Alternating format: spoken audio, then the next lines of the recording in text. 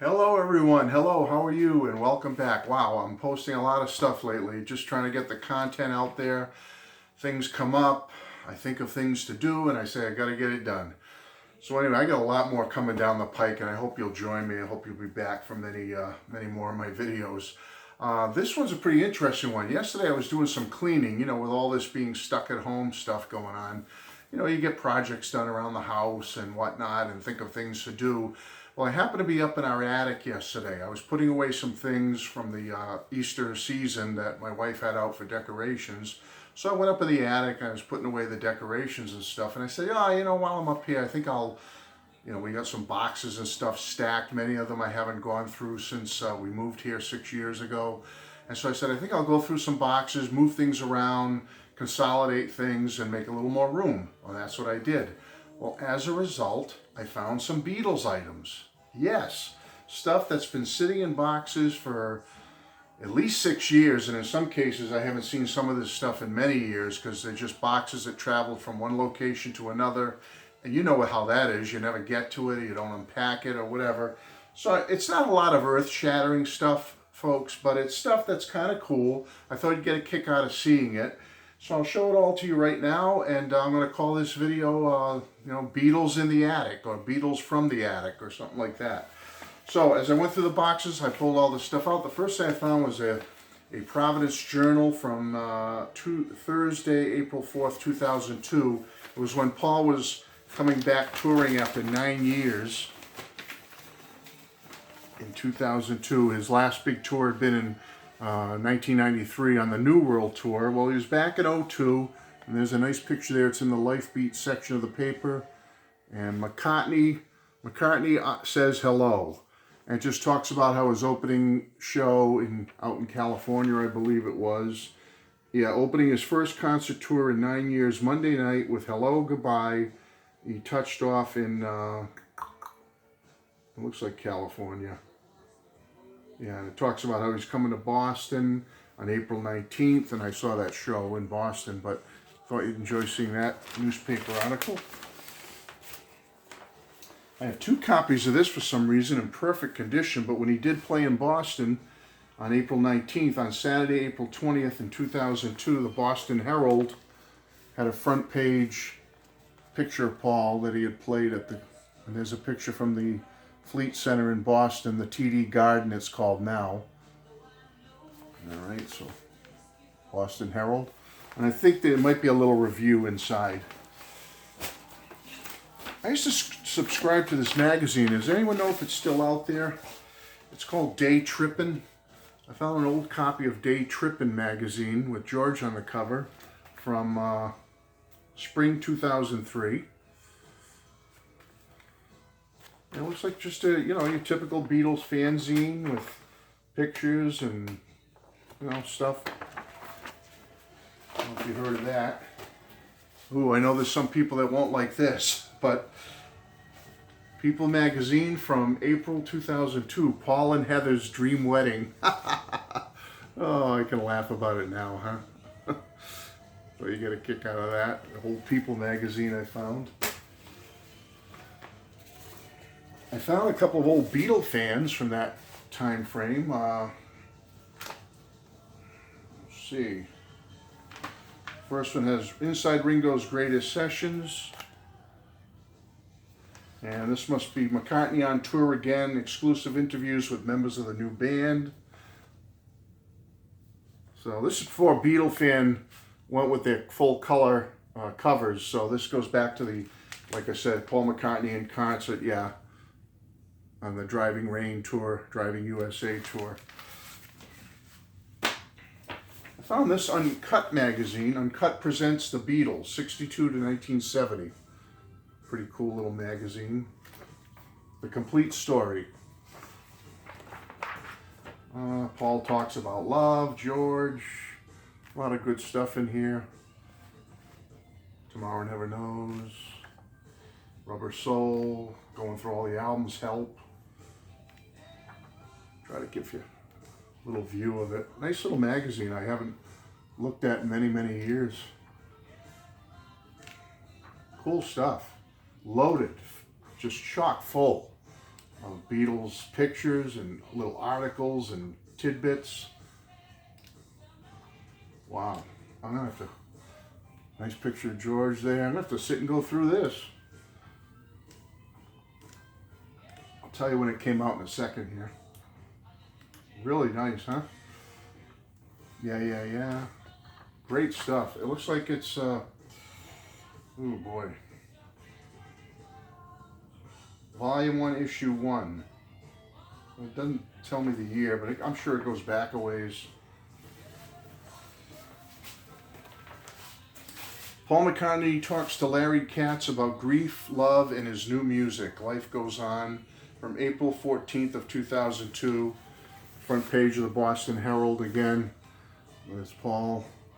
And I'm sure there's an article inside about Paul coming back on tour after losing Linda in '98. And this must be for the 2002 comeback tour there.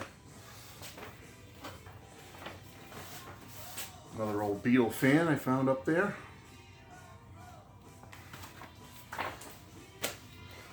Who has heard of Beatleology magazine? I collected a few of those. And again, another fanzine, which I don't know if it still exists or not.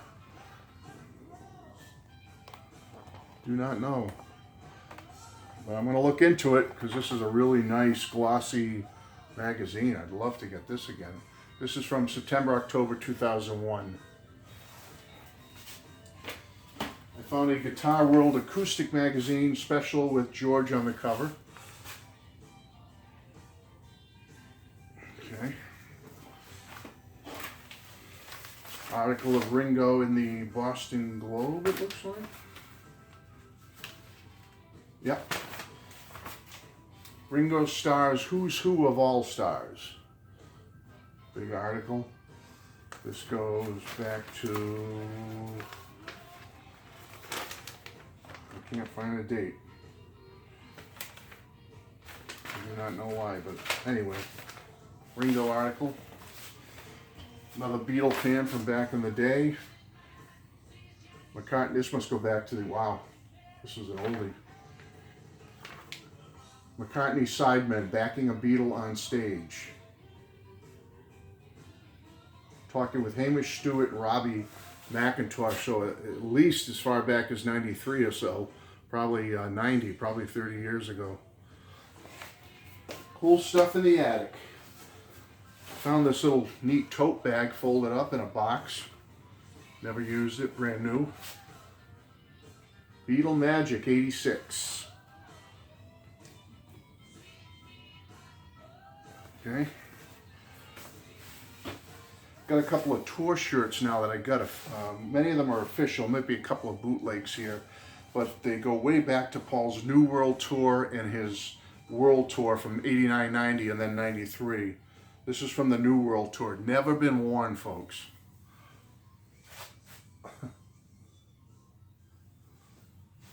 Back. Wow. You know, I'd buy so many Beatles and Paul shirts that I just couldn't wear them all, and sometimes I would just, you know, fold them up and tuck them away nice in a box thinking I'll wear them later, and then you never do, and then before you know it, 27, 30 years go by. Oh, this is a nice one. This is almost 30 years old. Brand new, never been worn. It's a special limited edition t-shirt of when Paul's Unplugged album came out, which I believe was 91 or so. Nothing on the back. Wow, that's nice.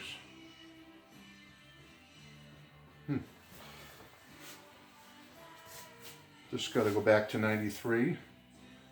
World Tour 1993. I'm not sure. This is probably a bootleg if I'm not mistaken. Black t-shirt from Paul's 93 tour. There's the back.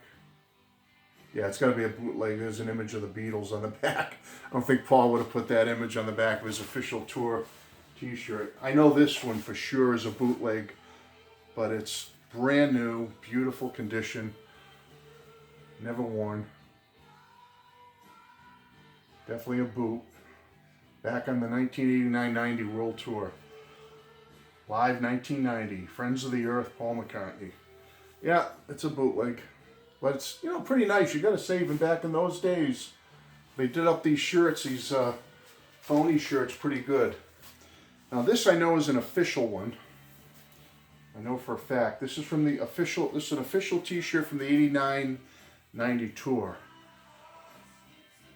This is legit. Back real nice with the dates.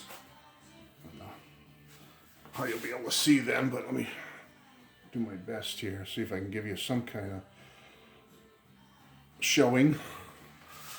As the time hits 10 minutes. Only a couple more things left, folks. This is an official sweatshirt from the when the BBC first album came out, I think in '94.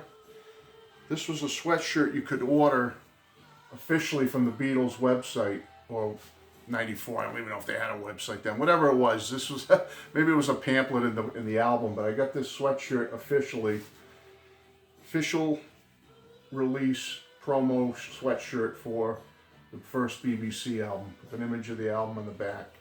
Very nice. I've only worn this a couple of times, and I haven't worn it in I don't know how many years. It's been up in the attic.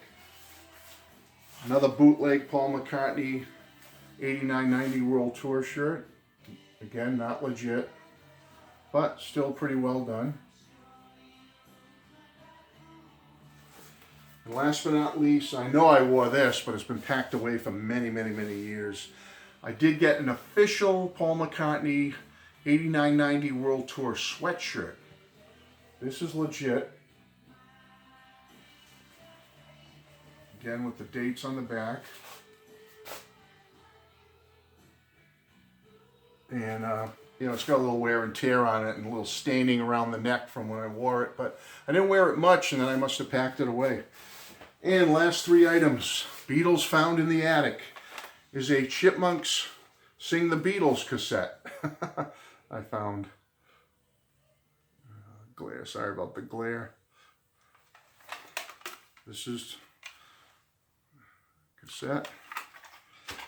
This is kind of neat. Murray the K Live, radio shows with the Beatles featuring Shout, Brooklyn Fox shows, official cassette. Murray with the guys.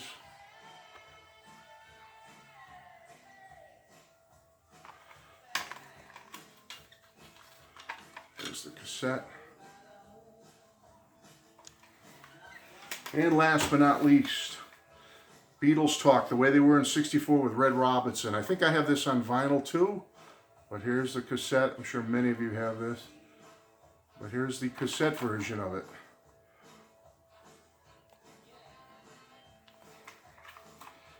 And there you go. And that's it, folks. Beatles from the attic. Stuff that hasn't seen the light of day in many years. Hope you enjoyed it. Bless you all. Bye-bye.